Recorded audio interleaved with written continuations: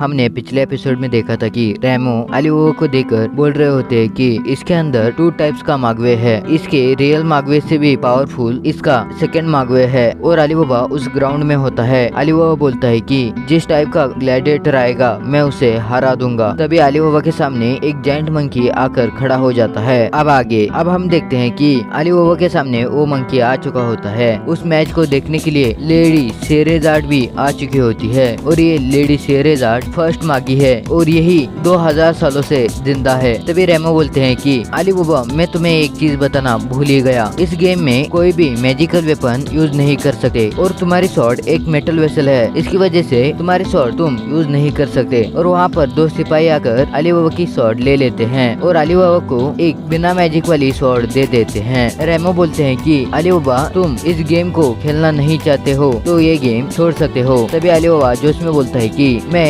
खेलूंगा ये गेम। तभी ये गेम शुरू हो जाता है। वहाँ पर एक आदमी इस गेम के रूल बता रहा होता है और वो बोलता है कि यहाँ पर जो कोई भी हार मानकर जमीन पर गिर जाएगा वो हार जाएगा और इस गेम में कोई भी मैजिकल वेपन यूज नहीं कर सकते। तभी वो आदमी उस मंकी के बारे में बताने लगता है। उस मंकी का नाम गारा होता है और वो सिपाही गारा के बारे में जानकारी देते हुए बोलता है कि गारा ने 700 लोगों को मौत के घाट उतार दिया है और इस गेम में कोई भी मर जाएगा तो उसकी रिस्पॉन्सिबिलिटी उसके अपोनेंट पर नहीं जाएगी। अब ये गेम शुरू हो जाता है और तभी गारा अली बाबा पर एक पंच से अटैक कर देता है और अली बाबा वहाँ से हटकर उस पंच से बच जाता है और तभी अली बाबा गारा के चेस्ट में स्वॉर्ड घुसा देता है और अली बाबा बोलता है कि यहाँ पर एक खेल खत्म हो चुका है। तभी रेमो बोलते हैं कि इस छोटे मोटे घाव से गारा को कुछ नहीं होगा क्योंकि उसकी चमड़ी बहुत हार्ड है। और तभी गारा अली बाबा को स्वॉर्ड के साथ उठा लेता है और अली बाबा को एक तिनके की तरह उड़ा देता है और गारा अली बाबा के पास जाकर अली बाबा को उठाकर धोबी घाट के कपड़े की तरह धोने लगता है, कभी इधर कभी उधर। तभी अली बाबा को अच्छी तरीके से धो देने के बाद नीचे फेंक देता है। अली बाबा वहाँ के एक गार्ड को बोलता है कि मुझे बचा लो, मैं हार चुका हूँ और वो गार्ड अली बाबा की तरफ देखता भी नहीं है। अली बाबा बोलता है कि अब तो मैं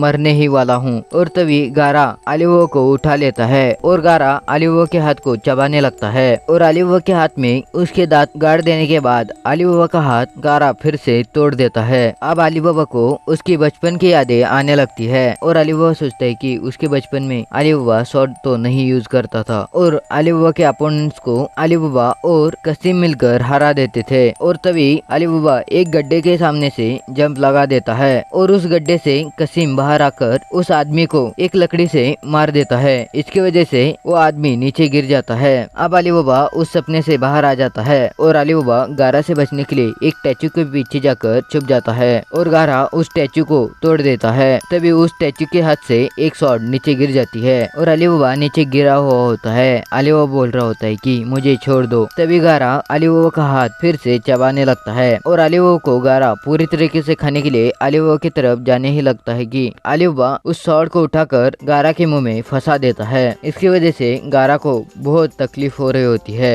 और अली बाबा वहाँ से हटकर गारा को चिढ़ाने लगता है। तभी गारा गुस्से में आकर अली बाबा की तरफ चला जाता है और अली बाबा वहाँ से हट जाता है और अली बाबा एक दीवार के पास जाकर रुक जाता है और गारा उसके पीछे आ रहा था और तभी गारा अली बाबा के ऊपर एक पंच से अटैक कर देता है और अली बाबा की स्वॉर्ड गारा के हाथ में घुस जाती है और उसी में स्वॉर्ड टूट जाती है। तभी अली बाबा गारा के ऊपर उस टूटी हुई स्वॉर्ड से अटैक करना शुरू कर देता है और इसकी वजह से गारा के शरीर पर बहुत सारे कट लगने शुरू हो जाते हैं और अली बाबा गारा के पंच से बचते हुए बहुत सारे कट गारा के शरीर पर लगा देता है। इसकी वजह से गारा नीचे गिर जाता है और अली बाबा यहाँ पर गारा को हरा देता है और अली बाबा को फिर से बचपन की यादें आने लगती है। कसीम बोल रहा होता है कि अब तुम फिर से कोई बड़ी परेशानी अपने सर मत ले लेना। अली बाबा बोलता है कि हम दोनों मिल जाए तो कोई परेशानी हमारे सामने टिक पाएगी और अली बाबा और कसीम ताली बजा देते हैं। इसकी वजह से अली बाबा का मागवे और कसीम का मागवे कंबाइन होना शुरू हो जाते हैं और दोनों मागवे कंबाइन हो जाते हैं। तभी वहाँ पर रेमो आ जाते हैं और अली बाबा को वहाँ से ले जाने लगते हैं। रेमो बोलते हैं कि इसके शरीर में अब एक ही तरह का मागवे फ्लोट हो रहा है, ऐसा मुझे क्यों लग रहा है। और ये सीन शिफ्ट होकर लेडी शेरेजाड पर चला जाता है। लेडी शेरेजाड उस लाल बालों वाले आदमी को बोलती है कि मैं यहाँ ये जानने के लिए आई हूँ कि यहाँ पर कोई प्रेजेंस को डिस्टर्ब कर रहा है और मुझे इसे देखकर तो